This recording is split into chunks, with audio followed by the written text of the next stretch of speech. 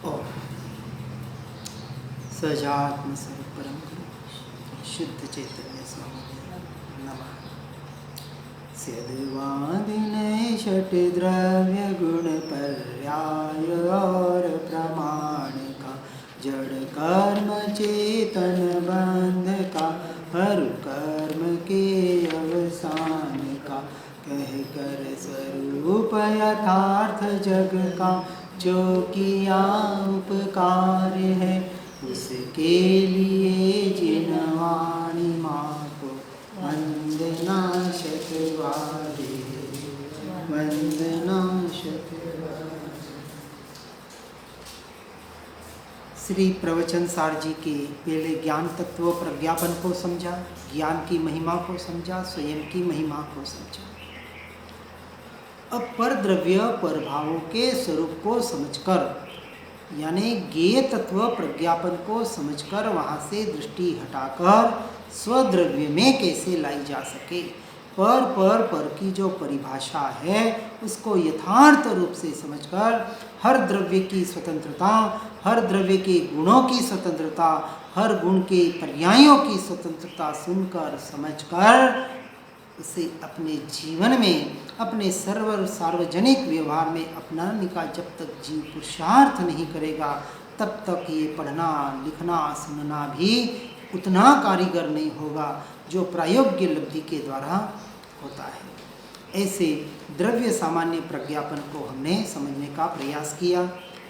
यहाँ आचार्य देव अब आगे द्रव्य विशेष का प्रज्ञापन करते हैं, अर्थात द्रव्य विशेषों को, द्रव्य के भेदों को बतलाते हैं। ये जो भी भेद प्रभेद कि उसको अच्छी तरह से समझेंगे तो भेद में कहीं भी अटकना नहीं होगा और उस अभेद तत्व में एक बार आ गए तो पर के कितने भी परिणमन हो जाए, वो चाहे 11वें गुण स्थानक में भी चला जाए, उस यदि श्रद्धान का बल पूरा होगा तो वहाँ वो अटकेगा नहीं, यानी 11वें में जाएगा ही नहीं, 10वें से सीधा 12वें में बाईपास जिसको कहा ऐसे वहाँ पहुँच जाएगा।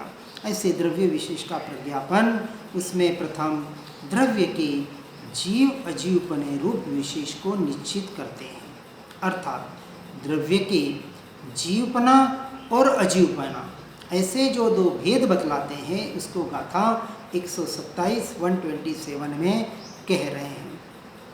द्रव्य जीव और अजीव है, उसमें चेतनामय तथा उपयोगमय सो जीव है और पुद्गल द्रव्यादिक यानी बाकी के जो 5 द्रव्य कौन से पुद्गल धर्म अधर्म काल और आकाश अचेतन द्रव्य है और वह अजीव है।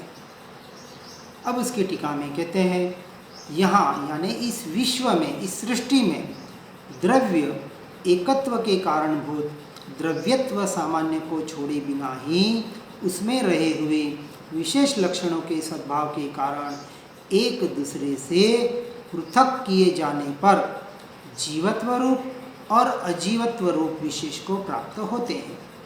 उसमें जीव का आत्मद्रव्य ही एक ही भेद है, आत्मद्रव्य एक ही जीव द्रव्य है और अजीव के उद्गल द्रव्य, धर्म द्रव्य, अधर्म द्रव्य, काल द्रव्य तथा आकाश द्रव्य, यह 5 भेद है। जीव का विशेष लक्षण, अब जीव का विशेष लक्षण से कहा जो एक द्रव्य में हो और दूसरे द्रव्य में उसका अंश मात्र भी वहाँ उसकी मतलब उपयोगिता नहीं, उसका आधार नहीं हो, उसका लक्षण वहाँ न हो तो एक का लक्षण दूसरे में अंश मात्र भी नहीं होता है।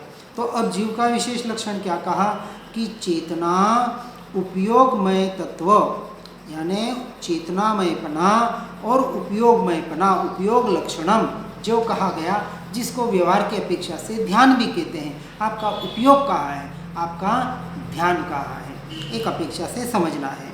और अजीव का विशेष लक्षण और चेतनपना है, वहाँ जीव के स्वधर्मों में व्यापने वाली होने से जीव के स्वरूप रूप से प्रकाशित होती हुई अविनाशिनी भगवती संवेदन रूप चेतना के द्वारा तथा चेतना परिणाम लक्षण द्रव्य परिणति रूप, यानी चेतना का परिणाम स्वरूप उपयोग जीव द्रव्य की स्वयं की परिणति है, वह दूसरे अजीव तत्व में, अचेतन तत्व में नहीं होगी। इसलिए उसके उपयोग के द्वारा जिसमें निष्पन्नपना यानी रचना रूपपना अवतरित प्रतिभाषित होता है वह जीव है, और जिसमें उपयोग के साथ रहने वाली यथोक्त लक्षण वाली चेतना का अभाव होने से बाहर तथा भीतर अचेतनपना अवतरित प्रतिभाषित होता है, वह अजीव है। यानी जिसमें चेतना के लक्षण नहीं हैं वह अजीव तत्व है। तो ये चेतना उपयोग रूप है, जानने रूप है, आनंद रूप है, सुख रूप है, ऐसे जो विश्लेषणों के विशेषणों के द्वारा जीव को समझाने का प्रयास किया जाता है, और यह लक्षण पर द्रव्य पर भावों में नहीं है, ऐसा वहाँ बताने का प्रयास किया जाता है। तो ये 6 द्रव्य की अपेक्षा से यहाँ कथन किया गया है। अब लोकालोकत्व रूप विशेष भेद निश्चित करते हैं गाथा 128 में। यहाँ आचार्य देव कह रहे हैं, आकाश में जो भाग जीव और पुद्गल से संयुक्त तथा धर्मास्तिकाय, अधर्मास्तिकाय और काल से समृद्ध है, वह सर्वकाल में लोक है। शेष केवल आकाश, वह अलोक है। जो लोकालोक बताया, जैसे 14 राजलोक जो सिंबल बताया जाता है, यह 14 राजलोक में ही ये 6 द्रव्य पाए जाते हैं। बाकी उसके बाहर अलोकाकाश जो है वहाँ सिर्फ और सिर्फ आकाश ही द्रव्य है, अन्य 5 द्रव्य की वहाँ उपस्थिति नहीं है। अब टीका में कहते हैं, वास्तव में द्रव्य लोकत्व और अलोकत्व के भेद से विशेषमान है, क्योंकि अपने अपने लक्षणों का सद्भाव है। लोक का स्वलक्षण षट द्रव्य समवायात्मकपना, यानी 6 द्रव्यों का समुदाय स्वरूपपना, उसे लोक कहने में आता है, और अलोक का केवल आकाशात्मकपना यानी मात्र आकाश स्वरूपपना है। वहाँ सर्वद्रव्यों में व्याप्त होने वाले परम महान आकाश में, जहाँ जितने में गति स्थिति धर्म वाले जीव तथा पुद्गल गति स्थिति को प्राप्त होते हैं, जहाँ जितने में उन्हें गति स्थिति में निमित्तभूत धर्म यानी धर्मास्तिका जिसको कहते हैं या धर्म द्रव्य है, वो क्या करता है, जीव और पुद्गल को गति करने में सहायक बनता है। जैसे अपन कहते हैं ना, अब यहाँ से जीव एक गति से दूसरे गति में जाता है, तो पुद्गल का भी परिणमन उसकी क्रियावती शक्ति से भले हो रहा है, लेकिन उसकी क्रियावती शक्ति को उसको क्रियारूप परिणमित होने में, एक स्थान से दूसरे स्थान में जाने में जो मदद करता है, उसे धर्म द्रव्य अर्थात धर्मास्तिकाय कहने में आता है। और अधर्मास्तिकाय या अधर्म द्रव्य व्याप्त होकर रहते हैं। अधर्म क्या करता है, उस द्रव्य को स्थिर रहने में सहायभूत बनता है। और जहाँ जितने में सर्वद्रव्यों को वर्तना में निमित्त भूल काल, ये जो उनका निरंतर जो वर्तन परिणमन हो रहा है, पर्याय का जो परिणमन हो रहा है, उसमें निमित्त भूल काल सदा वर्तता है, वह उतना आकाश यानी आकाश जो स्पेस आपको रहने के लिए उन द्रव्य को जगह प्रदान करता है, जो खाली जगह है उसको स्पेस या आकाश कहा जाता है। जैसे अपना मुंह होता है ना, मुंह नाक की जगह, ऐसे ऐसे कोई पार्ट है कान के अंदर की जगह, जो खाली जगह है उसे आकाश तत्व, आकाश भूत जो भी कहते हैं, कहने में आता है। वह उतना आकाश तथा शेष समस्त द्रव्य उनका समुदाय जिसका स्वपने से स्वलक्षण है। अर्थात हर द्रव्य, ये जो षट द्रव्य रूप समुदाय रूप जो लोक है, वह हर द्रव्य निज रूप से अपने में अपना कार्य कर रहा है। इसलिए लोक के स्वपने से षट द्रव्यों का समुदाय लोक का स्वलक्षण है। इस अपेक्षा से पूरे लोक का स्वरूप बताने का प्रयास किया गया है। इसलिए उस बात को समझकर अपने को एक स्वरूप, विश्व का स्वरूप बताने का 6 द्रव्यों का प्रयास किया है। अब क्रिया रूप और भाव रूप ऐसे जो द्रव्य के भाव हैं उनकी अपेक्षा से द्रव्य का विशेष भेद निश्चित करते हैं। देखो, एक एक भेद बताने का क्यों प्रयास कर रहे हैं? भेद को जानकर उन भेदों से दृष्टि हटाकर अभेद की ओर दृष्टि करनी है, अभेद में एकत्व करना है। अब क्रिया रूप और भाव रूप जो द्रव्य के भाव हैं उसका भेद बताते हैं गाथा 129 में। पुद्गल जीवात्मक लोक के परिणमन से और संघात मिलने और भेद यानी पृथक होने से, मिलना और पृथक होना, उत्पाद, द्रव्य और व्यय होते हैं। द्रव्य स्थित है, ध्रुव तत्व है, परंतु उसके पर्याय में जो उत्पाद और व्यय यानी आना और जाना, उत्पन्न होना और व्यय होना, ये जो रूप स्वरूप बदल रहा है पर्याय में, उसकी बात यहाँ बता रहे हैं। अब उसकी टीका में कहते हैं, कोई द्रव्य भाव तथा क्रिया वाले होने से और कोई द्रव्य केवल भाव वाले होने से, इस अपेक्षा से द्रव्य का विशेष भेद बताते हैं। वहाँ पुद्गल तथा जीव भाव वाले तथा क्रिया वाले हैं और परिणाम द्वारा तथा संघात और भेद के द्वारा वे उत्पन्न होते हैं, टिकते हैं और नष्ट होते हैं। शेष द्रव्य तो भाव वाले ही है, क्योंकि वे परिणाम के द्वारा ही उत्पन्न होते हैं, टिकते हैं और नष्ट होते हैं, ऐसा निश्चय बताया गया है। यानी सिर्फ 2 द्रव्यों की विशेषता समझनी है। उसमें भाव का लक्षण परिणाम मात्र है और क्रिया का लक्षण परिस्पंद अर्थात कंपन बताया गया है। वहाँ समस्त ही द्रव्य भाव वाले हैं, यानी भाव में 6 द्रव्य आते हैं, परंतु क्रियावती शक्ति सिर्फ 2 द्रव्यों में है। 2 द्रव्य ही क्रिया वाले हैं, जीव और पुद्गल। वहाँ समस्त ही द्रव्य, क्योंकि परिणाम स्वभाव वाले होने से परिणाम के द्वारा अन्वय और व्यतिरेकों को प्राप्त होते हुए वे उत्पन्न होते हैं, टिकते हैं और नष्ट होते हैं। अन्वय यानी स्थायी पने को और व्यतिरेक यानी उत्पाद तथा व्यय पने को बतलाते हैं। अब आगे पुद्गल के बारे में कहते हैं कि पुद्गल यानी जड़ अचेतन तत्व जो 6 में एक द्रव्य है, वह भाव वाले होने के अतिरिक्त क्रिया वाले भी होते हैं, क्योंकि परिस्पंद स्वभाव वाले होने से परिस्पंद के द्वारा पृथक पुद्गल एकत्रित हो जाते हैं, इसलिए और एकत्रित मिले हुए पुद्गल पुनः पृथक हो जाते हैं। जैसे इस शरीर की रचना आज साइंस ने भी प्रूव कर दिया है कि अनंत परमाणुओं का जो जैसे स्कंद और ये आगे जो भी उसके विशेषणों के द्वारा बताया गया है, जैसे साइंस भी कहता है कि इलेक्ट्रॉन, प्रोटॉन, न्यूट्रॉन, एक परमाणु, जहाँ तक साइंस पहुँचा है कि ये पुद्गल परमाणुओं का बना हुआ पूरा हमारा पिंड शरीर, जैसे कहा कि 1 सेकंड में 50 से 60 हज़ार बार इसके परमाणु बदल रहे हैं, तो नए पुराने जा रहे हैं और नए आ रहे हैं। ऐसा जो उत्पाद व्यय हो रहा है ये पुद्गल में, तो इसकी क्रियावती शक्ति से, ये क्रिया वाला होने से, अपनी योग्यता से, अब उसमें भी कर्म निमित्त भले बनते हैं, लेकिन हर परमाणु अपनी योग्यता से परिणमित हो रहा है किसी न किसी निमित्त की वजह से।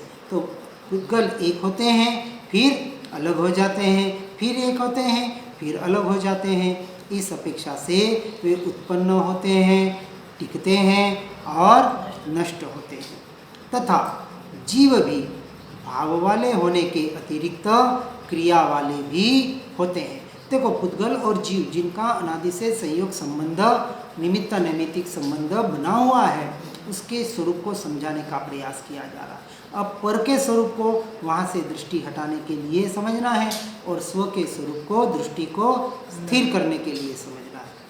अब कहा जीव भी भाव वाले और क्रिया वाले भी होते हैं, क्योंकि परिस्पंदन स्वभाव वाले होने से परिस्पंद के द्वारा नवीन कर्म नो कर्म रूप पुद्गलों के भिन्न जीव उनके साथ एकत्रित होने से और कर्म नो कर्म रूप पुद्गलों के साथ एकत्रित हुए जीव बाद में पृथक होने से, तो अभी जैसे कर्म के साथ है फिर कर्म से अलग भी हो जाते हैं। कर्म से अलग हो जाते हैं इसका मतलब अभी भी कर्म अलग ही है, इसका स्वीकार करना है। और एकत्रित हुए बाद में पृथक होने से इस अपेक्षा से वे उत्पन्न होते हैं, टिकते हैं और नष्ट होते हैं। यानी ज्ञानावरण आदि कर्मरूप और शरीर आदि 9 कर्मरूप पुद्गलों के साथ मिला हुआ यह जीव कंपन से पुनः पृथक हो जाता है। वहाँ उन पुद्गलों के साथ एकत्र रूप से वह नष्ट हुआ, जीव रूप से स्थिर हुआ और पृथक रूप से उत्पन्न हुआ। यानी ये पर्याय नष्ट हुई, कोई दूसरी पर्याय उत्पन्न होती है, लेकिन जीव फिर भी जैसा का तैसा ही रहता है। अब यह बतलाते हैं कि गुण विशेष से यानी गुणों के भेद से द्रव्य विशेष यानी द्रव्यों का भेद होता है। इसको गाथा 130 में बतला रहे हैं।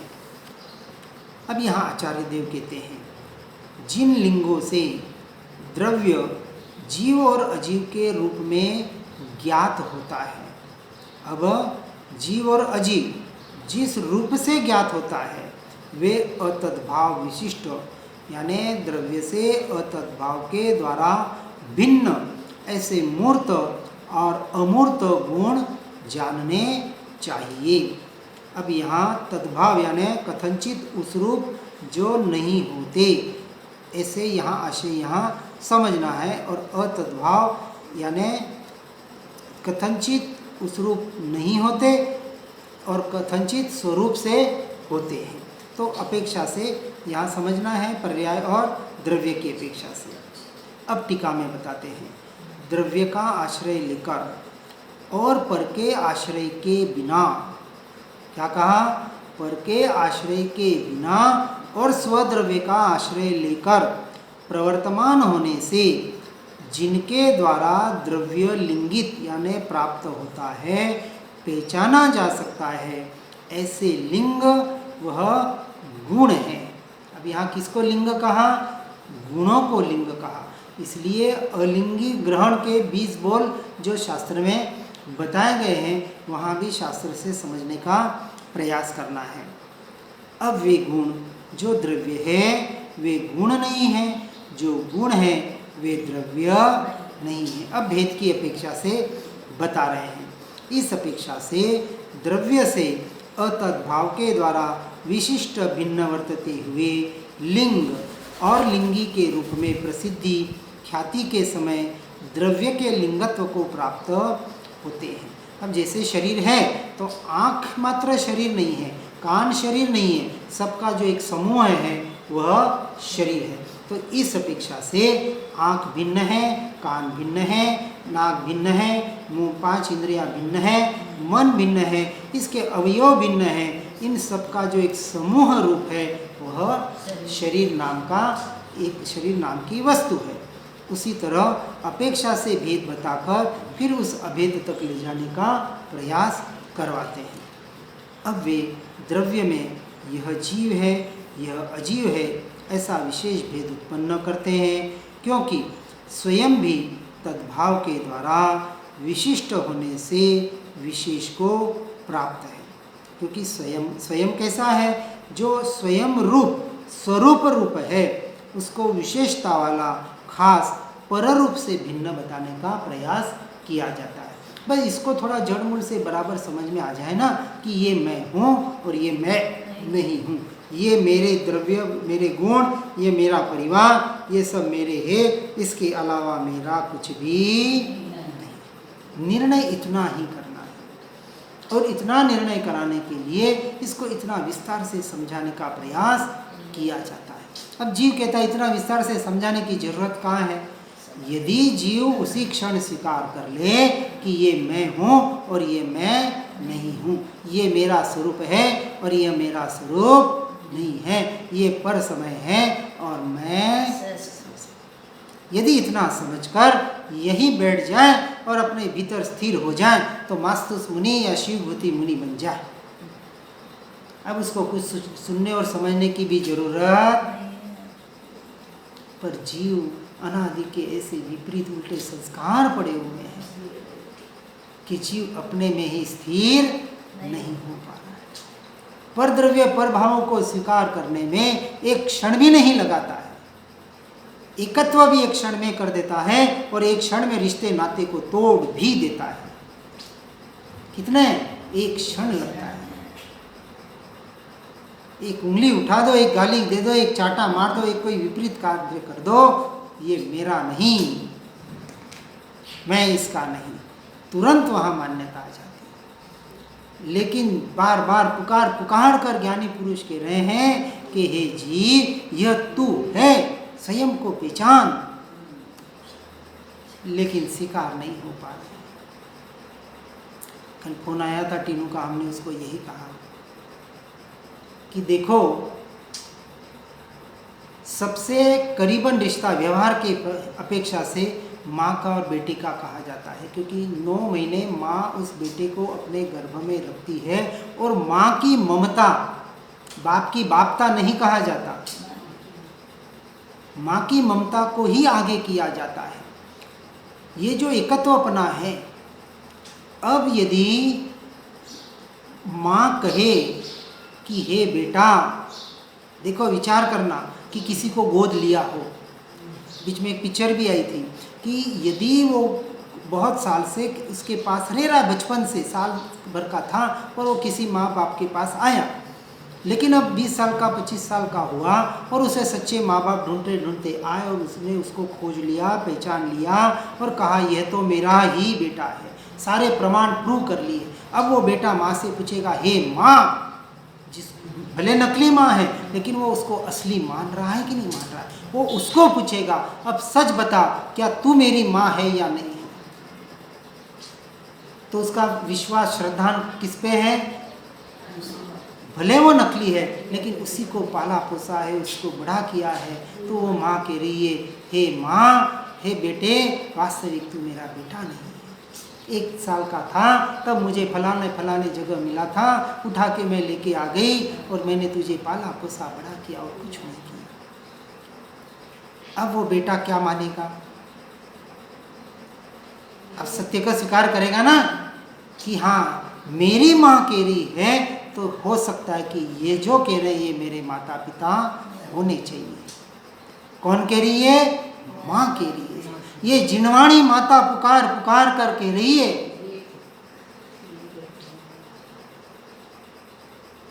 और इससे बड़ी माँ क्या हो सकती है? पुकार पुकार कर ये क्या बता रही है कि हे जीव, जिसको तूने मैं और मेरा अपना कर रखा है, वो तू नहीं है, तेरा नहीं है। अरे स्वीकार कर, स्वीकार कर, स्वीकार कर। देखो संसार में तो फट से स्वीकार कर लेता है, हाँ ये मेरी माँ, ये नहीं। लेकिन यहाँ इतना सुनकर पढ़कर भी हम ये स्वीकार नहीं कर पा रहे कि अपने स्वरूप को, अपने स्वभाव को। क्या बता रही है जिनवाणी माता कि जहाँ तू दृष्टि कर रहा है वो तू नहीं है, और जहाँ तू है वहाँ तू दृष्टि कर नहीं रहा है, वहाँ दृष्टि कर ले, बस तू स्वयं को प्राप्त हो जाएगा और कुछ भी नहीं है। इस बात को बराबर समझना। इसलिए ये सारा द्रव्य गुण पर्याय, ये जो भी भेद प्रभेद समझाने का प्रयास इसलिए किया जा रहा है कि जीव अभी तक स्वीकार नहीं कर पा रहा है। भाई नहीं कर पा रहा है, देख समझ, ऐसे ऐसे भेद से समझ, किसी भी तरह से समझ। और इतना बहुत बोझा लग रहा है तो स्वीकार कर ले, इस बोझे की भी जरूरत नहीं, ये भी फिर बोझा बन जाए। शास्त्र भी क्या है, यदि भीतर नहीं उतारो तो बोझा है, शस्त्र का काम करता है, अहंकार का पोषण का काम करता है, और भीतर उतर जाए तो इसके जैसी कोई उपकार ही नहीं है। अब किस तरह से लेना है, यह किसके हाथ में है? ये स्वयं के हाथ में। तो हमें इसका सदुपयोग करना है, दुरुपयोग नहीं करना है। जिस जिस द्रव्य का जो जो स्वभाव हो, उसके द्वारा विशिष्टत्व होने से उनमें विशेष भेद है।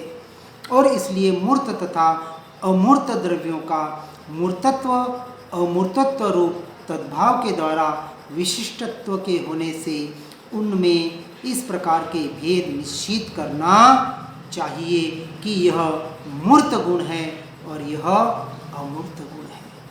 तो 6 द्रव्यों से भी 4 द्रव्यों से दृष्टि हटाकर अनादि से जो 2 द्रव्यों का संयोग संबंध बना हुआ है, वहाँ से उन संयोग संबंध को भेद प्रभेद के द्वारा सही तरीके से जानकर, सुनकर, समझकर हर जीव इस मार्ग में आगे बढ़ने का प्रयास और पुरुषार्थ करे। इसी भावना के साथ ओम नमः सिद्धम। जिन वाणी के ज्ञान से हो सम्यक श्रद्धान, हो चारित्र महानव, पाऊं पद निर्वाण। जहाँ वाणी के ज्ञान से सूझे लोकालो, सो वाणी मस्तक नमो सदा देता हूँ तो। ओम।